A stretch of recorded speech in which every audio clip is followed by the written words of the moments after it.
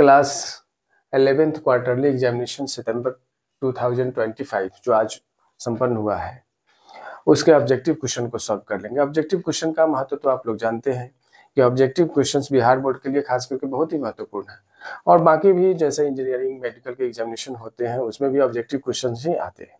तो चलिए ऑब्जेक्टिव का प्रैक्टिस होना भी चाहिए और हम लोग करते हैं आज यहाँ शुरू। तो इसमें हम लोगों को 70 क्वेश्चंस पूछे जाते हैं जिसमें से 50% क्वेश्चन को सॉल्व करना होता है 35 क्वेश्चन को। तो अभी हम लोग 1 से लेकर 35 तक के क्वेश्चन को सॉल्व करेंगे, फिर आगे देखते हैं। तो पहला क्वेश्चन है which of the following is a derived unit, इसमें से कौन है जो डेराइव्ड यूनिट है। तो देखते हैं ऑप्शन क्या क्या है मेरे पास। ऑप्शन है मोल, केल्विन, हर्ज, एम्पियर। तो आपको पता है कि एसआई सिस्टम में 7 फंडामेंटल यूनिट्स होते हैं और 7 फंडामेंटल यूनिट्स में एक हर्ज जो है नहीं है, बाकी सब फंडामेंटल यूनिट है। जैसे मोल अमाउंट ऑफ सबस्टांस का, केल्विन टेम्परेचर का, एम्पियर करंट इलेक्ट्रिसिटी का, और ये सब फंडामेंटल है और हर्ज जो है ये डेराइव्ड यूनिट है। तो इसका आंसर हो गया सी, हर्ज।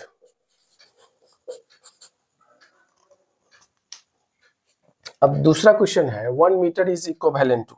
अब मीटर को किस में बदलना है, एंगस्ट्रॉन में बदलना है। तो एंगस्ट्रॉन में कैसे बदलेंगे, तो आप जानते हैं कि 1 angstrom is equal to 10 to the power -10 metre होता है। तो यहाँ 1 metre is equal to 10 to the power 10 angstrom. तो आंसर मेरा क्या हो जाएगा 10 टू द पावर 10 एंगस्ट्रॉन, और ये option number D 10 to the power 10 angstrom. अब आते हैं क्वेश्चन थर्ड है डाइन सेकेंड मात्रक है। डाइन अब सीजीएस सिस्टम में फोर्स का यूनिट होता है डाइन और टाइम का होता है सेकेंड, और जानते हैं कि इम्पल्स इक्वल टू होता है इम्पल्स। इम्पल्स को कहते हैं हम लोग impulse, change in momentum is called impulse, और इम्पल्स होता है force into time. Means force का अगर डाइन हो गया और टाइम का हो गया सेकेंड, तो डाइन सेकेंड। तो ऑप्शन देखते हैं क्या है मेरे पास। एनर्जी है, फोर्स है, प्रेशर है और आवेग है। आवेग का मतलब होता है मोमेंटम। तो change in momentum is called impulse. So हमारा आंसर हो गया मोमेंटम, डी आवेग। अब आते हैं हम लोग चौथे क्वेश्चन की ओर। Parsec, parsec is the unit of. तो पार्सेक किसका यूनिट है, दूरी का मात्रक है पार्सेक। तो किसकी दूरी का मात्रक है, तो एस्ट्रोनॉमिकल ऑब्जेक्ट्स जो होते हैं जो सोलर सिस्टम के बाहर के, वो लार्ज डिस्टेंस पे है और उस लार्ज डिस्टेंस को हम लोग पार्सेक में मेजर करते हैं। किसी से मेजर करते हैं, पार्सेक में। और 1 पार्सेक इज इक्वल टू क्या होता है 3.26 लाइट ईयर। तो parsec is the unit of distance, distance, और डिस्टेंस है मेरे ऑप्शन सी में डिस्टेंस।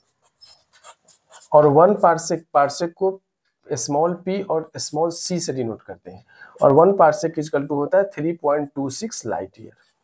1 पार्सेक इक्वल टू क्या होता है 3.26 लाइट ईयर। अब जानते हैं आपकी light year is the unit of distance. पांचवा क्वेश्चन है the following the value of acceleration at the highest point of the projectile path is. अब प्रोजेक्टाइल में, प्रोजेक्टाइल कहते हैं किसको है, जब हम किसी चीज को अपवर्ड फेंकते हैं ऊपर की तरफ, तो ऊपर की तरफ जब हम फेंकते हैं तो क्या होता है एक मैक्सिमम हाइट पे पहुंचता है। वो मैक्सिमम हाइट पे पहुंचने के बाद फिर वो ग्राउंड पे आता है।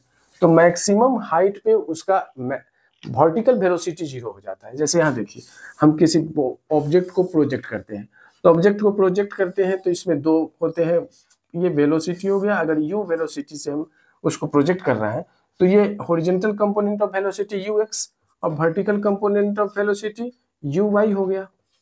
लेकिन हाईएस्ट पॉइंट पर यहाँ पे अगर मान लो ये वेलोसिटी v है तो vy इज इक्वल टू 0 हो जाता है। लेकिन इसका एक्सेलरेशन 0 नहीं होता है। एक्सेलरेशन ड्यू टू ग्रेविटी, चूंकि ये अंडर द ग्रेविटी मोशन है, इसलिए यहाँ पे जो एक्सेलरेशन होगा वो g के बराबर हो जाएगा। ठीक है, तो horizontal component of velocity remain constant, ux यहाँ कांस्टेंट होता है, ux और vx दोनों सेम होगा। लेकिन वर्टिकल मोशन में वर्टिकल वेलोसिटी इसका चेंज करता है, और मैक्सिमम हाइट पर वर्टिकल वेलोसिटी 0 हो जाएगा, लेकिन एक्सेलरेशन 0 नहीं होगा। एक्सेलरेशन g के बराबर हो जाएगा, क्योंकि ये क्या है, ये अंडर द ग्रेविटी चल रहा है। ये मोशन कैसा है? Under the gravity. तो इस तरह से यहाँ value of acceleration due to gravity A equal to G हो जाएगा, और ऑप्शन मेरे पास है डी, ऑप्शन डी इसका सही हो गया। विच of the following remains constant for the projectile motion. इस क्वेश्चन में भी यही कहा, जो इसका जवाब हम दे चुके हैं। Horizontal component of velocity, horizontal component of velocity remains constant during projectile motion. जब कोई बॉडी प्रोजेक्टाइल मोशन में होता है तो हॉरिजॉन्टल कंपोनेंट जो वेलोसिटी का होता है ux, ये कांस्टेंट होता है। यहाँ u cos थीटा भी कह सकते हैं हम, अगर ये एंगल थीटा है तो यहाँ ये ऑप्शन मेरे पास आता है option D, horizontal component of velocity remains constant. चलते हैं अब नेक्स्ट क्वेश्चन की ओर, और नेक्स्ट क्वेश्चन है मेरा डायमेंशनल फॉर्मूला ऑफ प्रेशर। तो डायमेंशनल फॉर्मूला प्रेशर का क्या होता है? 7 नंबर क्वेश्चन मेरा जाता है डायमेंशनल फॉर्मूला ऑफ प्रेशर। तो प्रेशर क्या होता है? Force per unit area is called pressure. Force per unit area is called pressure by area. Pressure किसको कहते हैं? दाब को कहते हैं हिंदी में। और फोर्स हो गया बल, एरिया हो गया क्षेत्रफल। तो अब यहाँ पहले हम फोर्स का डायमेंशन लिखेंगे। तो फोर्स का डायमेंशन mlt-2 होता है, और एरिया का L2 होता है। इसको सॉल्व करेंगे तो m यहाँ एक पावर है, नहीं कुछ पावर है तो एक पावर है, और नीचे 2 है। ये नीचे 2 ऊपर जब जाएगा तो -2 पावर हो जाएगा, तो -2 और +1, तो L पे कितना हो जाएगा? 1 - 2 और t-2। इस तरह से हम इसको लिख सकते हैं ml-1 t-2। तो ऑप्शन कौन है मेरा? 7 का ऑप्शन जाता है ml-1 t-2। ये हो गया 7 का आंसर, हो गया आपका बी। अब 8 नंबर क्वेश्चन देखते हैं। 8 कहता है which of the following physical quantities has the same dimensional formula as impulse. तो अभी आपको थोड़ी देर पहले हम बताया कि इम्पल्स बराबर क्या होता है? इम्पल्स होता है change in momentum, change in momentum मतलब आवेग में परिवर्तन जो होता है वो संवेग होता है। तो मीन्स जो मोमेंटम का होगा वही इम्पल्स का होगा। तो इस तरह से इसका ऑप्शन हो गया ए। तो 8 का आंसर क्या हो गया? ए हो गया। अब 9 नंबर में आते हैं हम लोग। 9 नंबर क्वेश्चन कहता है कि which of the following physical quantity has the same dimensional formula as work. अब इसमें से कौन सा भौतिक राशि है जिसका डायमेंशनल फॉर्मूला वर्क के डायमेंशनल फॉर्मूला के बराबर है? तो वर्क के डायमेंशनल फॉर्मूला के बराबर, तो आप जानते हैं वर्क का डायमेंशन क्या होता है। ये क्वेश्चन नंबर है आपका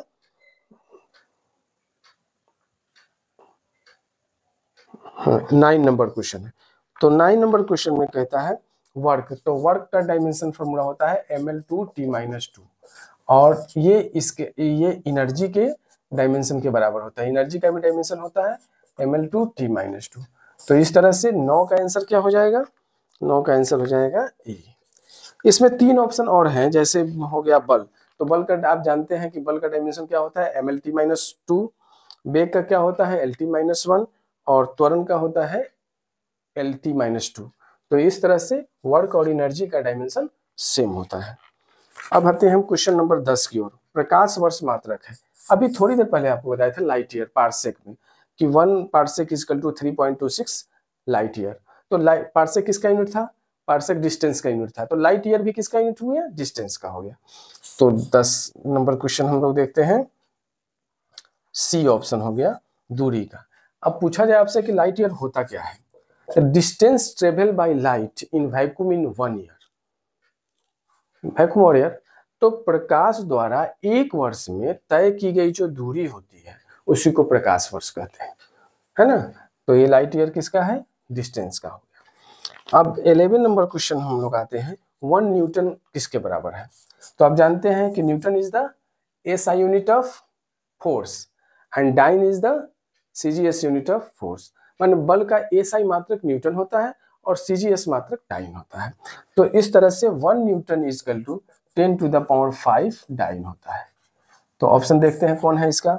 11 का 10⁵ डाइन, डी ऑप्शन सही हो गया। अब 12 नंबर क्वेश्चन में हम लोग आते हैं कि फ्लैंक नियतांक का SI मात्रक क्या है? What is the SI unit of Planck's constant? अब फ्लैंक कांस्टेंट बराबर क्या होता है? Planck constant is equal to होता है energy by frequency. Planck constant is equal to क्या होता है? Energy by frequency. तो ये है क्वेश्चन नंबर हमारा 12। फ्लैंक्स नियर कांस्टेंट को एच से सूचित करते हैं। एच इज इक्वल टू होता है एनर्जी बाय फ्रीक्वेंसी। एनर्जी आप जानते हैं ऊर्जा, और फ्रीक्वेंसी क्या है? फ्रीक्वेंसी आवृत्ति होता है। तो कहता है इसमें कि इसका इकाई क्या होगा, तो एनर्जी का होता है जूल, और फ्रीक्वेंसी का क्या होता है? पर सेकंड कहते हैं हम लोग, हर्ट्ज भी कहते हैं, या पर सेकंड। तो ये ऊपर अगर जाता है तो जूल सेकंड आंसर हो जाएगा। तो जूल सेकंड इसमें दिया हुआ है ऑप्शन ए। तो 12 नंबर का क्या हो गया आंसर? ए। अब 13 नंबर में आते हैं 13 नंबर में। 13 नंबर क्वेश्चन क्या कहता है? क्वेश्चन नंबर 13 कहता है तो वन फर्मी जो होता है, वन फर्मी होता है 10 to the power minus 15 metre के बराबर होता है। One fermi is equal to 10 to the power minus 15 metre. ये ऑप्शन सी हो गया। 14 नंबर क्वेश्चन देखते हैं। वेग का मात्रक है। अब अभी जानते हैं कि वेग बराबर क्या होता है, तो वेग बराबर होता है विस्थापन बटा समय। तो विस्थापन क्या है? डिस्प्लेसमेंट है, और टाइम डिस्प्लेसमेंट का होता है मीटर, और टाइम का होता है सेकेंड। तो ऑप्शन क्या हो गया? मीटर पर सेकेंड। ऑप्शन कौन है इसका? 14 का ऑप्शन जाता है बी में। अब आते हैं 15 नंबर, प्रतिरोध का एसआई मात्रक। तो प्रतिरोध का एसआई मात्रक ओम होता है। अब प्रतिरोध को हम लोग देखते हैं ना कि वो ओम्स लॉ आगे पढ़ेंगे हम लोग इलेक्ट्रिसिटी में 12 क्लास में, तो वहाँ ओम्स लॉ पढ़ेंगे, वहाँ से रेसिस्टेंस मीन्स प्रतिरोध, और उसके बारे में विशेष जानेंगे। फिलहाल हम लोग जानते हैं कि प्रतिरोध का एसआई मात्रक होता है ओम। तो ऑप्शन बी हो गया, ओम का सिंबल होता है ऐसा। अब आते हैं हम लोग 16 नंबर क्वेश्चन में। अब यहाँ 16 नंबर जो क्वेश्चन हम लोग देख रहे हैं तो 0.0041 और क्या है दूसरा 3.0041 में सार्थक अंकों की संख्या बतानी है। तो अगर नॉन जीरो डिजिट के पहले जीरो होता है तो उसको हम लोग काउंट नहीं करते हैं सिग्निफिकेंट फिगर की संख्या में। तो यहाँ सिग्निफिकेंट फिगर में 2 ही डिजिट जो है सार्थक है, इसलिए 2 हो गए। अब ये जो दूसरा ऑप्शन देखते हैं हम लोग, इसमें देखते हैं कि ये जो जीरो मौजूद है 2 नॉन जीरो डिजिट के बीच में मौजूद है। तो जब 2 अशून्य अंक जिसको कहते हैं नॉन जीरो डिजिट के बीच में अगर जीरो मौजूद है तो वो सिग्निफिकेंट होता है। तो इस तरह से इसका संख्या हो गया 1 2 3 4 5। तो यहाँ हो गया 5। अब आते हैं हम लोग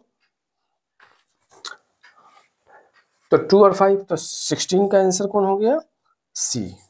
अब 17 नंबर में आते हैं 0.006 मीटर स्क्वायर है। अब यहाँ भी सिग्निफिकेंट फिगर की बात कर रहा है, तो यहाँ भी सिग्निफिकेंट फिगर निकालने के लिए हम लोग देखें क्या है, ये एक ही ना सार्थक अंक है, क्योंकि जो नॉन जीरो डिजिट के पहले जीरो मौजूद है उसको हम लोग शामिल नहीं करते हैं। इसको हम लोग ऐसे लिख सकते हैं 6 × 10 टू द पावर माइनस 2। तो power of 10 is not included in the number of significant figure. तो इस तरह से यहाँ 1 हो जाएगा, और ऑप्शन हो जाएगा 17 का ए। 18 नंबर आते हैं 0.430 इंटू 10 के पावर 3 में सार्थक अंकों की संख्या बतानी है। अब यहाँ ध्यान देने वाली बात है, ये 10 power of 10 is not included in the number of significant figure. 10 के घात को हम लोग सार्थक अंकों की संख्या में शामिल नहीं करते हैं। लेकिन यहाँ क्या हो रहा है, यह 3 डिजिट है, और ये जीरो जो है यहाँ यह क्या है, ट्रेलिंग जीरोस है, और ये जीरो सिग्निफिकेंट हो गया यहाँ। तो इस तरह से इसमें सार्थक अंकों की संख्या 18 में क्या हो गया? सी ऑप्शन है 3 हो गए, 1 2 3। अब आते हैं हम लोग 19 नंबर में, कहता है स्क्वायर है, ये स्क्वायर है और साइड कितना दिया हुआ है, स्क्वायर का साइड में 3% एरर है साइड में। तो कहता है इसके एरिया में कितने परसेंट का एरर होगा, परसेंटेज एरर इन एरिया निकालता है। तो अब एरिया बराबर क्या होता है, साइड का स्क्वायर होता है। आप जानते हैं स्क्वायर, तो delta A by A into 100, combination of error में पढ़े होइएगा। तो delta A by A into 100, और ये जो पावर होता है वो पीछे चला आता है। तो ये इसमें कितना परसेंट दिया हुआ है, 3%। तो 2 × 3 मीन्स 6%। तो कितने हो गए 19 का, 19 का आंसर हो गया आपका सी। सी में दिया हुआ है 6%, तो 19 का आंसर हो गया सी। ये आगे हम पढ़े होइएगा आपकी कैसे होता है। तो कॉम्बिनेशन ऑफ एरर में टेकिंग लॉग बोथ साइड, फिर ऐसे करके आगे हम लोग पढ़ते हैं जनरली हम लोग देखते हैं जो पावर होता है उसमें जो परसेंटेज एरर है उससे मल्टीप्लाई कर देते हैं। 20 नंबर में आइए, अब कहता है कि एक्यूरेसी ऑफ मेजरमेंट इज डिटरमिनेबल। तो एक्यूरेसी जो कैसे मेजर करते हैं हम लोग, एक तो परसेंटेज एरर या एब्सोल्यूट एरर, ठीक है। तो इनमें दोनों ऑप्शन है, तो इसलिए ऑप्शन सी सही है, both percentage error and absolute error. अब आते हैं हम लोग 21 नंबर क्वेश्चन। 21 नंबर क्वेश्चन कहता है which of the flowing is not a fundamental force found in nature. इसमें से कहता है 21 में कि इसमें से कौन है जो फंडामेंटल फोर्स नहीं है नेचर का, मूल बल नहीं है इस प्रकृति का। अब मूल बल कितने होते हैं प्रकृति के, तो जैसे हम लोग 4 पढ़े हुए हैं मूल बल होते हैं। पहला होता है गुरुत्वाकर्षण बल, दूसरा होता है विद्युत चुंबकीय बल, तीसरा होता है स्ट्रॉन्ग न्यूक्लियर फोर्स, चौथा होता है वीक न्यूक्लियर फोर्स। अब इसको छोड़ करके बाकी जो भी होगा, तो देखिए इसमें ऑप्शन 3 दिया हुआ है, electromagnetic force, gravitational force, strong nuclear force. ये तीनों तो है, लेकिन एक फिजिकस फोर्स की हम चर्चा नहीं किए थे, तो ये 21 नंबर का हो गया आपका सी, ये विस्कस फोर्स हो गया। अब आते हैं 22 नंबर क्वेश्चन। अब 22 नंबर में हम लोग इसको देखेंगे कि क्या है। तो 22 नंबर क्वेश्चन कहता है कि एक इक्वेशन दे दिया कि Q इज इक्वल टू, ये दिया हुआ है A square B to the power 3/2 by A to the by C to the power -5 और D2। अब इसमें देखो, इसको अगर हम -5 है, इसको ऊपर ले जाएंगे तो क्या लिखेंगे, A square B to the power 3/2 C5 by D2, है ना। अब यहाँ पे हाईएस्ट पावर किसका है, तो हाईएस्ट पावर जो होता है वो C का है, क्योंकि C पर कितने पावर है 5, तो जिसका हाईएस्ट पावर होता है वही जो है प्रतिशत त्रुटि मैक्सिमम देता है। तो मैक्सिमम परसेंटेज एरर कौन देगा, हाईएस्ट पावर वाला। तो इस समय हाईएस्ट पावर क्या है, सी का है। तो इस तरह से 22 का हो जाएगा C, option C. 23 radius of sphere में 1% का एरर है, तो वॉल्यूम में कितने परसेंट का एरर होगा। तो आप जानते हैं कि वॉल्यूम ऑफ स्फीयर क्या होता है, वॉल्यूम ऑफ स्फीयर होता है 4/3 pi R cube. Volume of sphere हो गया 4/3 पाई आर क्यू। अब इसमें परसेंटेज एरर निकालने के लिए फिर हम करेंगे delta V by V into 100। इसके लिए 4/3 पाई तो कांस्टेंट है, इसको हटाइए तो 3 delta R by R into 100। तो रेडियस में कितना परसेंट का है, 1% का, तो 3% हो गया आंसर, तो 20 बी।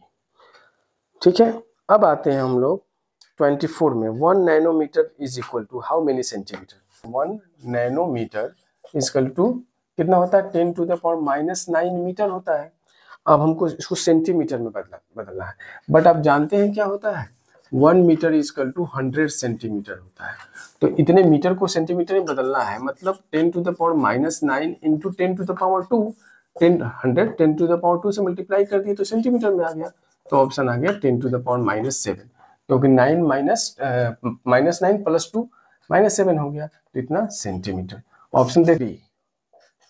अब आते हैं 25 क्वेश्चन नंबर में। तो क्या होता है, 1 लीटर इज इक्वल टू होता है 1000 मिलीलीटर, और उस मिलीलीटर को अगर क्यूबिक सेंटीमीटर में बदलते हैं तो 1000 सेंटीमीटर क्यूबिक सेंटीमीटर होता है।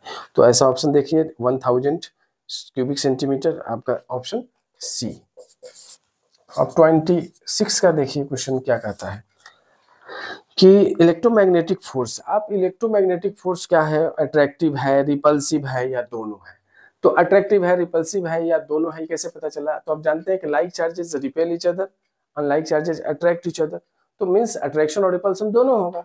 तो इस तरह 26 का ये ऑप्शन हो गया सी, 26 का ऑप्शन है C, both A and B attractive and repulsive. 27 number में आते हैं, which of the flowing is not the fundamental quantity. अभी आपको बताया कि फंडामेंटल क्वांटिटी कितने हैं, तो एसआई सिस्टम में 7 फंडामेंटल क्वांटिटी है। कौन कौन है, mass, length, time, temperature, current, luminous intensity, amount of substance, और इसमें एक ऑप्शन है हमारे पास एनर्जी। तो एनर्जी नहीं है फंडामेंटल, तो ऑप्शन हो गया डी, 27 का डी। अब आते हैं 28 नंबर में। 28 नंबर क्वेश्चन कहता है which of the flowing is derived unit. अब फिर यहाँ फंडामेंटल को छांट करके और उसको देखना है, तो किलोग्राम है, मीटर है, कैंडेला है। तो kilogram is the unit of mass, meter is the unit of length and candela is the unit of luminous intensity. These are fundamental quantities, and coulomb is not included in the group of fundamental quantities in SI system. Charge is equal to होता है current into time, तो ये derived unit हो गया, तो option हो गया इसका डी, 28 का भी डी। अब आते हैं हम लोग 29 की तरफ। 29 क्वेश्चन कहता है कि 3005 में नंबर ऑफ सिग्निफिकेंट फिगर बताने हैं।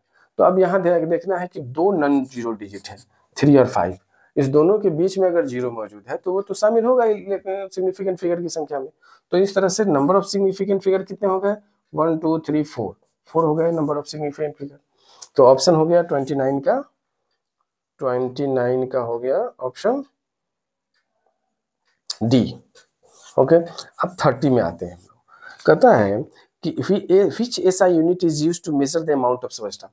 तो 7 फंडामेंटल यूनिट जो बताया है, mass, length, time, temperature, current, electricity, amount of substance. तो अमाउंट ऑफ सब्सटेंस का यूनिट क्या था, मोल था। तो यहाँ क्या हो गया 30 का ऑप्शन मोल सी। अब 31 में आते हैं हम लोग कि R इज इक्वल टू दिया हुआ है V/I। अब कहता है हमको कि R में परसेंटेज एरर निकालना है। तो परसेंटेज एरर के लिए formula delta R/R into 100 is equal to क्या हो गया, डेल्टा V/V इंटू 100 प्लस, क्योंकि परसेंटेज एरर निकालते समय नेगेटिव साइन भी पॉजिटिव हो जाता है, तो डेल्टा I/I इंटू 100। अब यहाँ देखिए डेल्टा V का वैल्यू दिया हुआ है इक्वेशन में 5, 100 प्लस माइनस 5 है ना, तो 5 डेल्टा V की जगह पर हो गया और 100 इंटू 100। आप देखो आप प्लस ये कितना दिया हुआ है डेल्टा I का वैल्यू, I इक्वल टू दिया है 10 प्लस माइनस 0.2, तो 0.2 बाई 10 इंटू 100। अब इस तरह से इसको सॉल्व करोगे तो ये 5 प्लस 2 मतलब 7%। तो इसका आंसर क्या हो गया, 31 का आंसर हो गया डी, 31 का डी हो गया। अब आते हैं हम लोग 32 का, MKS, CGS, ASI पढ़े है ना, सब में देखो S बराबर है, मतलब S किसका है, टाइम का है। तो टाइम का सेकेंड यूनिट, टाइम का सभी सिस्टम में एक समान यूनिट होता है, तो ऑप्शन हो गया यार सी। ट्रिकी क्वेश्चन था ये कि आपको सिर्फ समझना था। इसमें बहुत सारे क्वेश्चन ऐसे हैं जिसमें कुछ सोचना नहीं है, लेकिन बस ट्रिकी है। आप अगर पढ़े हैं ध्यान से तो निश्चित रूप से आप इसको सॉल्व कर पाएंगे। अब चलिए आते हैं हम लोग 33 नंबर क्वेश्चन की ओर। 33 नंबर क्वेश्चन कहता है कि which of the flowing is a dimensionless quantity. अब डायमेंशनलेस क्वांटिटी कौन होता है, जिसका डायमेंशन नहीं होता है। तो बहुत सारे ऐसे फिजिकल क्वांटिटी है जिसका यूनिट तो होता है लेकिन डायमेंशन नहीं होता है। लेकिन अमाउंट ऑफ सब्सटेंस मोल है, तो मोल का तो डायमेंशन हम लोग डायमेंशनलेस नहीं मानते हैं उसको। फोर्स का डायमेंशन होता ही है MLT-2। पावर का डायमेंशन निकाले थे तो पावर क्या होता है, work by time. Rate of doing work is called power, तो इसका भी डायमेंशन निकलेगा। सॉलिड एंगल जो होता है रेडियन होता है यूनिट, इसका यूनिट, और इसका डायमेंशन नहीं होता है, तो ऑप्शन हो गया सी। अब आते हैं 34 नंबर। क्वांटिटी दिया है 8.54 बाई 2.0। अब सबसे पहले इसको अगर सिग्निफिकेंट फिगर के टर्म में सॉल्व करना है तो देखना है कि नंबर ऑफ सिग्निफिकेंट फिगर कहाँ कितना है।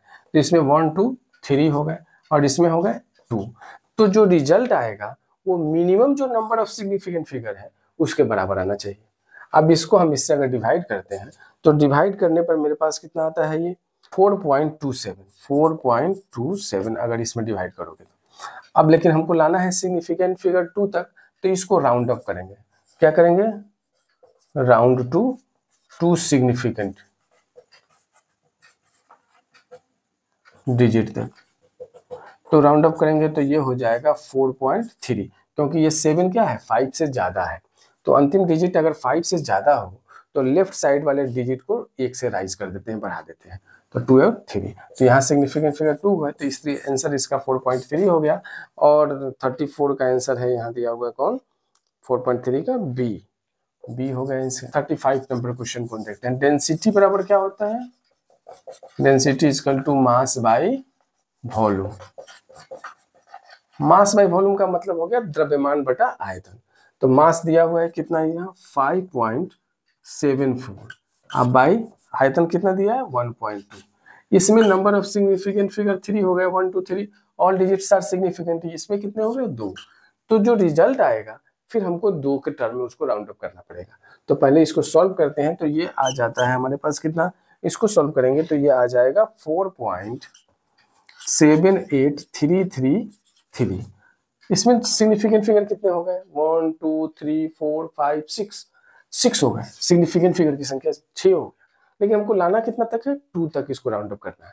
तो राउंड अप करें हम लोग इसको, तो 7 है और ये क्या है लास्ट वाला डिजिट, देखो लास्ट वाला डिजिट 5 से ज्यादा है तो इसको बढ़ा लेंगे हम लोग, तो 4.98 कर देंगे इसको।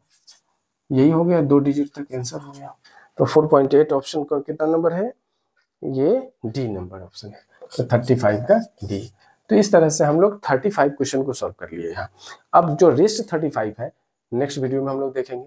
तब तक के लिए धन्यवाद।